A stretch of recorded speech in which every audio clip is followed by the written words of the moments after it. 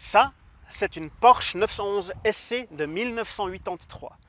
Modèle G, 3 litres, 204 chevaux. Il n'y en a pas eu beaucoup dans le monde. Aujourd'hui, je t'emmène faire une petite balade avec moi. Bienvenue sur Clendy's Garage.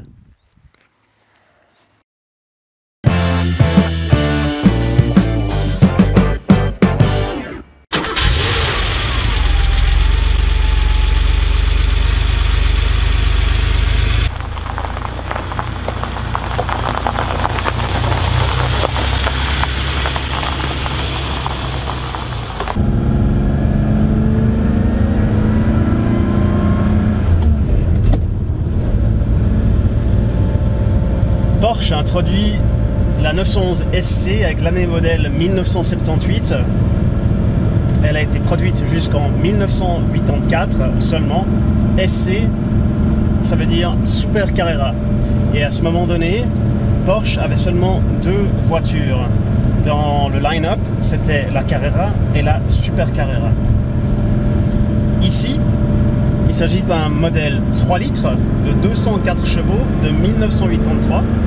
À savoir que Porsche, au début, avait un 2.7 litres et un 3 litres dans la SC, qui avoisinait à peu près 180 chevaux jusqu'à 200 chevaux. Porsche a commencé à construire cette voiture, en fait, dans les années 70, qui fait partie de la classe G, ou la G modèle, principalement parce que Porsche voulait vendre des voitures aux États-Unis.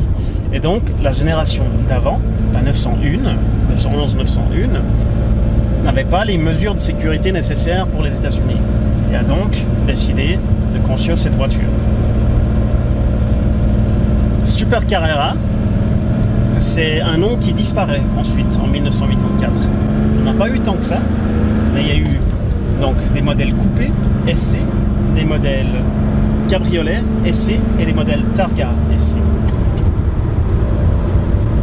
Les spécificités d'une voiture comme ça, elles sont un petit peu mieux optionnées que la Carrera. Alors elles sont moins rapides, elles sont moins puissantes, mais un petit peu mieux optionnées. Typiquement, les rétroviseurs, enfin un rétroviseur électrique, mais aussi les vitres électriques à l'avant.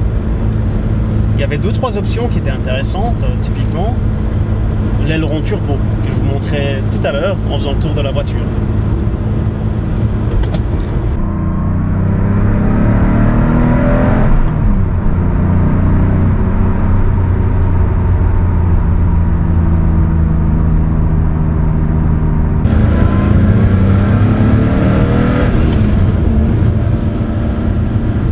Chevaux dans une voiture qui a 43 ans, c'est pas si mal que ça. On se dit que c'est pas beaucoup, mais c'est amplement suffisant. C'est une boîte à vitesse de 5 vitesses, une boîte manuelle 5 vitesses avec des rapports longs. Elles sont vraiment très longs. Là, je suis à 80 km/h en troisième et la voiture fait du 3000 tours minute. J'ai l'impression qu'elle n'est pas très contente. Il faudrait presque la monter un petit peu encore plus dans les tours. Les premières impressions au volant, alors c'est un volant lourd, il faut des muscles pour tourner ce volant-là, tout simplement parce qu'il n'y a pas de direction assistée, évidemment, c'est une direction hydraulique. On ressent vachement bien la route, c'est chouette. Finalement, la caisse est assez dure, mais sans être inconfortable, en tout cas, j'ai pas l'impression. On prend rapidement de la vitesse, pas évident de se maintenir dans les limitations. Il y a quelque chose de très viscéral dans cette voiture, un peu animal, mécanique mais animal. Ça en demande.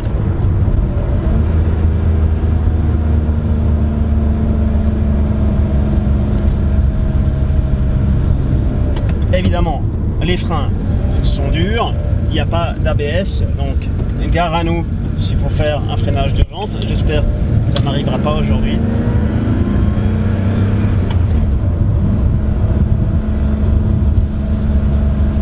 Le passage de rapport, il faut quand même aller un certain bout.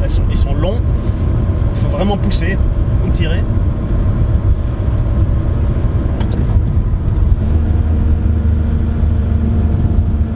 bruit du moteur est fantastique. J'aime beaucoup ça. C'est chouette. On l'entend bien, il est juste derrière nous. Et à la poussée, c'est assez intéressant. Finalement, comme toutes les Porsche. Hein. Mais là, on se retrouve dans la deuxième génération de la Porsche.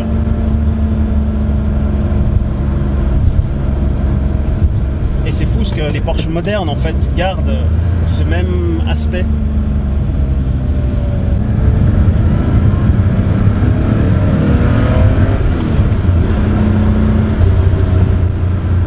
Moteur 3 litres, 204 chevaux, pas mal de couple, dans une voiture qui a 43 ans. J'ai pas envie de faire un crash avec, hein, qu'on soit bien d'accord, parce que je pense que ça finit pas très bien. Je sais même pas si c'est un airbag ceci, et je crois pas. D'ailleurs, ça serait intéressant de savoir quand l'airbag a été inventé, mais je crois pas qu'il soit dans cette voiture-là. On se sent assez cool au volant d'une voiture comme ça. Elle a quelque chose. On sent qu'il y a une histoire et que c'est finalement le début. Alors c'est pas le début de la 911, mais c'est quand même relativement tôt dans l'histoire de la 911. Et en sachant ce que le 911 représente aujourd'hui, c'est la voiture de sport la plus populaire au monde et de loin, et finalement on comprend d'où ça vient, on comprend son héritage dans une voiture comme ça. Son héritage, mais aussi la sensation d'une Porsche, de ce que ça procure. Et pourquoi tant de gens ont acheté une 911 depuis qu'elle existe. Alors, je ne sais pas combien d'années ça existe déjà, mais très longtemps, facilement plus de 50 ans. Et donc ça se ressent dans cette voiture. Je me sens assez spécial, je me sens un peu regardé. Une certaine classe quand même.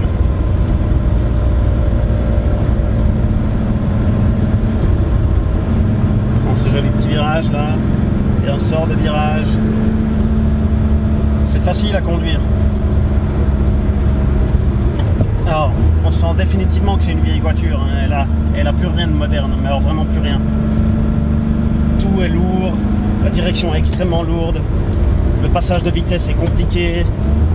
Les rapports sont longs, la pédale de frein est dure, ça freine pas très bien d'ailleurs. Sans ABS évidemment, mais c'est pas le but ici, c'est une petite balade. Et une magnifique vue en face. Magnifique vue.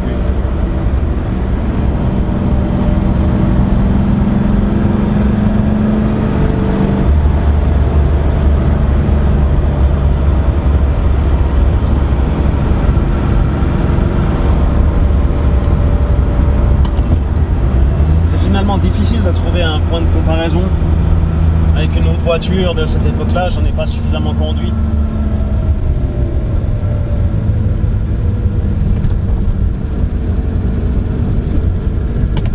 C'est juste une expérience chouette. Si vous avez l'occasion une fois de monter à bord d'une Porsche de ces années-là, donc 70-80, là j'ai raté mon passage de vitesse, voilà, troisième.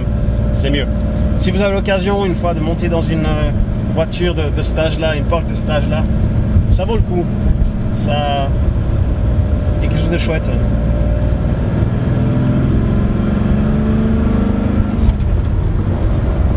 Imaginez quand ils faisaient les courses Panamericana, les Targa Florio, les 24 heures du Mans dans ce genre de bagnole.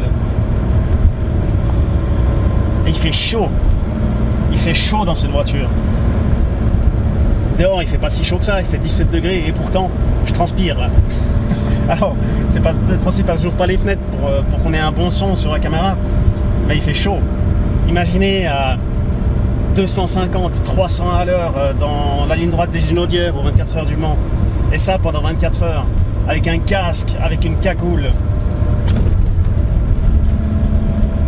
Avec une technologie de phare vraiment pas du tout avancée. On devait y voir que dalle à l'époque.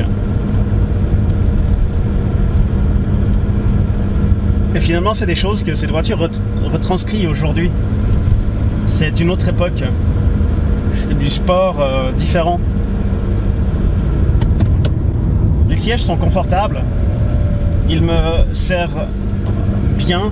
Donc je suis bien maintenu. Un petit peu serré au niveau des épaules. Peut-être que les gens à l'époque étaient un petit peu moins massifs. Sacré blague. Je suis bien maintenu. La ceinture de sécurité fait son job.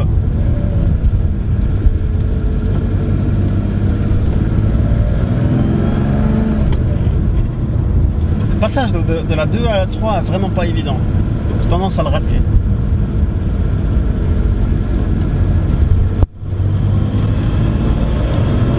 Et hop, on met les gaz. Elle a envie de plus, hein. Elle a envie d'aller plus haut dans les tours.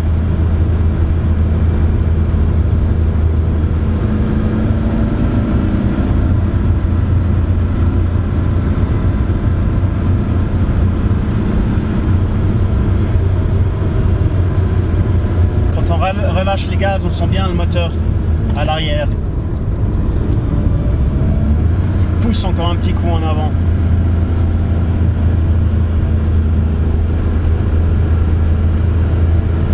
La visibilité elle est très bonne. Vraiment. Je suis un peu dans un bocal de verre. je vois bien partout. C'est une petite voiture hein, par rapport aux voitures modernes. C'est vraiment une petite voiture. Et ça se ressent sur la route. On arrive à la placer. J'ai l'impression que même sur une voie standard, je peux m'amuser à la placer là où je veux. C'est chouette. Les rétroviseurs sont bons. Ils ont presque un effet grossissant de loupe. C'est étonnant. Sur la 911 SC, je l'ai dit tout à l'heure, mais l'une des options qui était à disposition, c'était de sélectionner l'aileron de la turbo, le gros aileron. Et ça procure évidemment un peu un avantage d'aérodynamique. Et ça devrait stabiliser la voiture à haute vitesse. Et donc, ça c'est quand même quelque chose d'intéressant. À savoir, Porsche a toujours fait de la course automobile. Donc, et principalement à ces époques-là, les voitures de course étaient des voitures de route, comme celle-ci, légèrement modifiées. Alors, je ne crois pas qu'ils aient utilisé la SC comme voiture de course. J'ai plutôt l'impression qu'ils ont utilisé la Carrera qui avait un moteur un petit peu plus puissant. Mais oui, effectivement, Porsche utilisait donc des voitures de route, les transformait, mettait un arceau de sécurité, des grosses gommes slick, et c'était parti. Et donc à cette époque-là, on concourait au Targa Florio ou alors aux 24 heures du Mans avec ce type de voiture. Porsche a très rapidement utilisé des moteurs turbo en course automobile. Je crois bien que c'est le premier constructeur à utiliser des moteurs turbo dans une course automobile. Alors là, évidemment, il ne s'agit pas d'une turbo, il s'agit d'une SC 3 litres de 204 chevaux de 1983.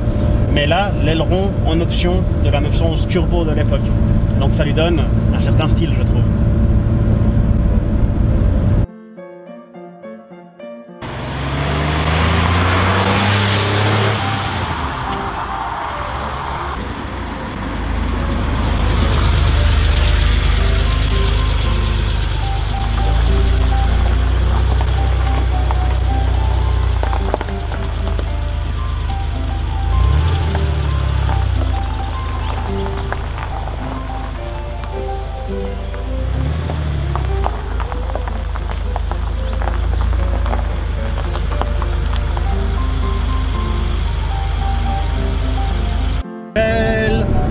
Tous ces trucs, tu vois.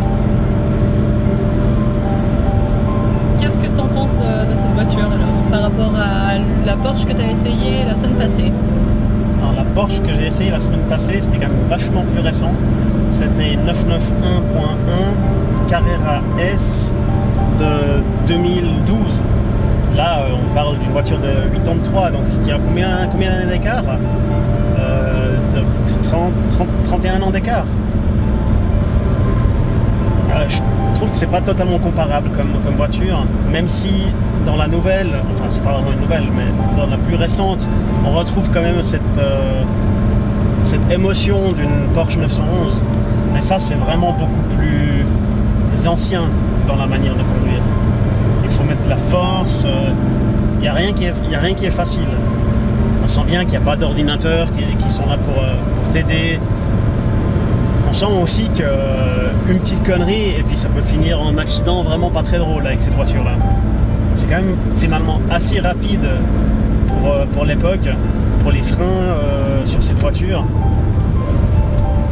Maintenant, c'est quand même beaucoup moins violent qu'une récente. Mais comme première Porsche, tu préfères celle-ci ou celle de la semaine passée?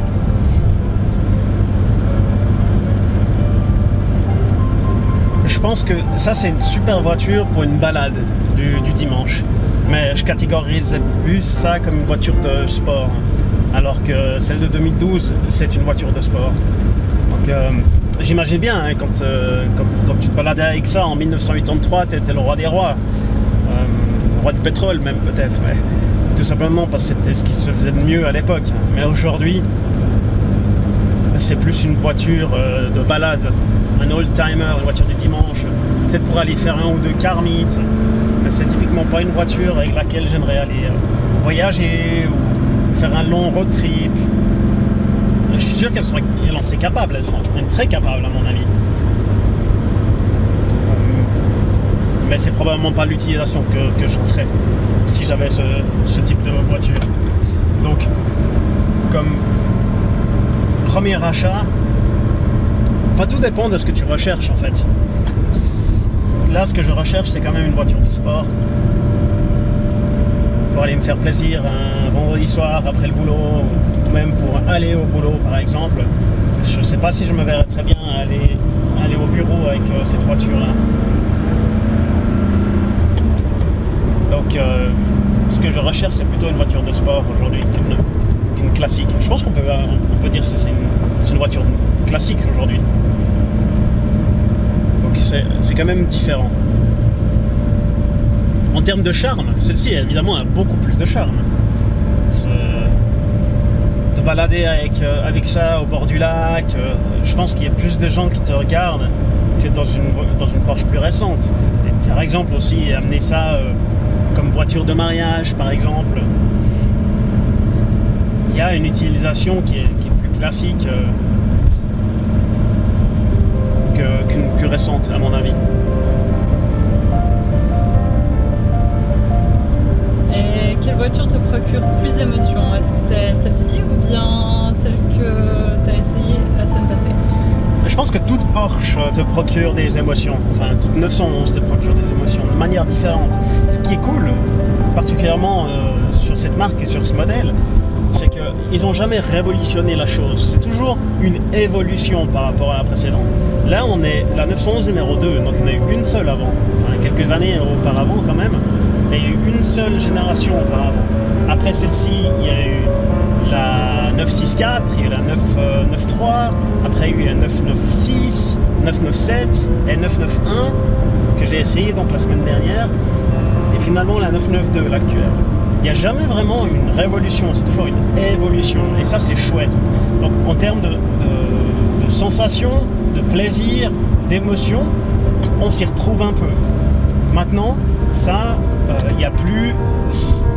Il n'y a pas cet aspect hyper sportif comme on l'a dans les nouvelles. C'est-à-dire que t'as pas forcément envie d'aller faire un col avec cette voiture, appuyer sur le champignon, freiner tard dans le virage, enfin, avant le virage, j'espère même. C'est trop tard, sinon c'est trop tard. Donc, il y a vraiment quelque chose de chouette, mais on roule de manière plus tranquille. Vraiment, on profite du paysage et d'un coup, s'il y a un joli petit virage ou une jolie accélération à faire, alors on est très capable de la faire. C'est moins l'arsouille qu'une moderne. Mais sinon, elle procure beaucoup d'émotions à mon avis. Vraiment, c'est chouette, c'est mécanique, il faut être concentré. Et une fois sur deux, je rate mon changement de vitesse. Donc, c'est une voiture qui qui s'apprend à se conduire, alors qu'une plus récente, elle le fait pour toi en fait. Et ça, je trouve sympa. Quand même, ça procure pas mal d'émotions. Donc voilà pour cette balade avec cette vieille grand-mère de 1983. C'est une vieille voiture, grand-mère peut-être pas, mais une vieille voiture qui procure encore bien du plaisir. Horrible. Alors non, on rebobine parce que là quand même, c'est une vieille voiture qui procure encore beaucoup de plaisir. Et vraiment, pour une belle occasion, c'est parfait.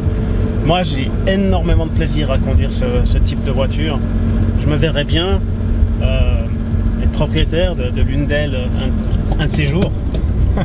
dans ma collection grandissante, évidemment. J'ai beaucoup de plaisir avec cette voiture. Même si j'ai de la peine à mettre la troisième, là par exemple, encore une fois. C'est peut-être moi qui suis mauvais conducteur, c'est bien possible. Dis-moi en commentaire ce que tu en penses de cette voiture, d'une Porsche de cette génération. Est-ce que ça te dirait d'en avoir une, toi aussi, un jour? Ou est-ce que tu préfères quelque chose de plus moderne, de plus sportif? Voilà, pour cette petite balade en Porsche 911 SC, modèle G de 1983, 3 litres, 204 chevaux pour l'Europe seulement, avec une option très importante, le gros aileron de la Porsche Turbo.